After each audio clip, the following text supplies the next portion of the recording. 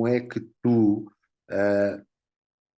consegues ajudar as pessoas a entender Deus? E tu deves lembrar quando Fernando Pessoa diz numa poesia, de maneira extraordinária, de novo, como sóis ser as coisas extraordinárias que ele diz, o mito é o nada que é tudo.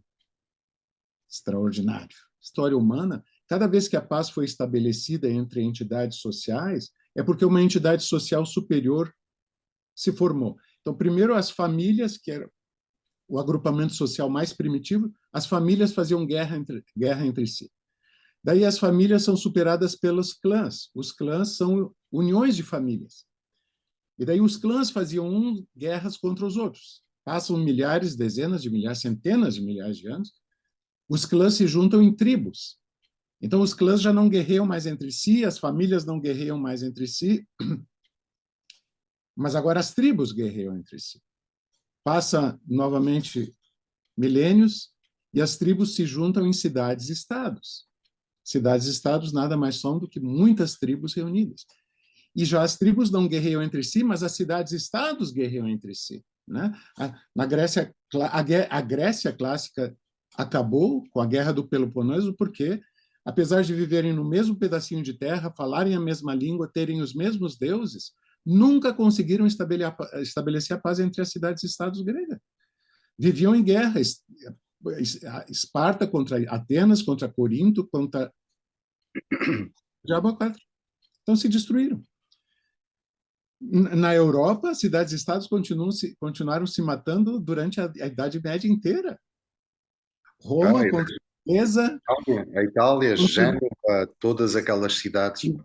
Exato, exato, na Europa inteira. Entendeu? Só foram construídas nações no século XIX, sabe? Quer dizer, a coisa é muito clara. A paz entre as massas humanas se constitui quando as entidades sociais rivais são superadas por uma entidade que as harmoniza.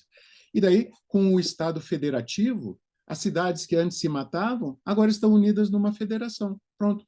A visão de Einstein e Freud, e a visão de Bahá'u'lláh, também o fundador da fé Bahá'í, é a fundação de Kant, quando ele fala da paz entre as nações, é uma entidade supranacional que reúna as nações numa federação global.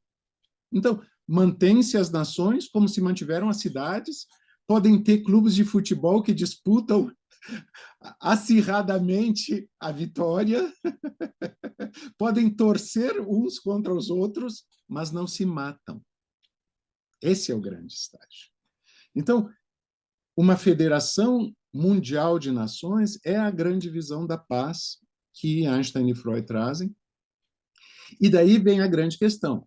Apesar de Freud concordar que esse é o caminho prático, digamos, da paz, ele tenta responder o grande questionamento de Einstein. Por que que ainda assim os homens são dominados por uma paixão de destruição e matança, que os transforma em bestas ferozes num esforço de guerra? E daí daí Freud fala exatamente isso que tu estavas dizendo, e que é o ensinamento de todas as grandes religiões. O senhor Buda fala isso, o senhor profeta Muhammad fala isso, o senhor Bahá'u'lláh fala isso, o senhor Jesus fala isso. Todos os profetas das grandes religiões ensinam isso. O ser humano é um ser que pode ir ou para cima ou para baixo. Ele pode ou se enobrecer ou se tornar mais vil. Quando ele se enobrece, então ele se torna semelhante aos anjos. Na verdade, se torna semelhante a Deus.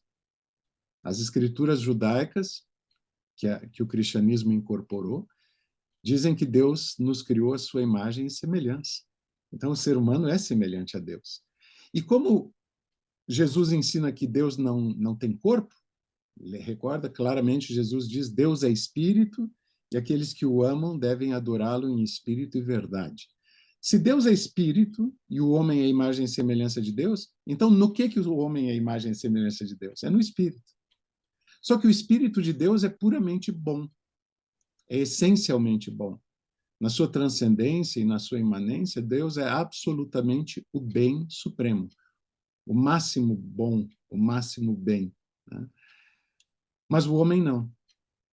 O homem, para ter livre-arbítrio, ele tem a escolha de ou se enobrecer com as virtudes ou se tornar cada vez mais vil quando se afasta delas.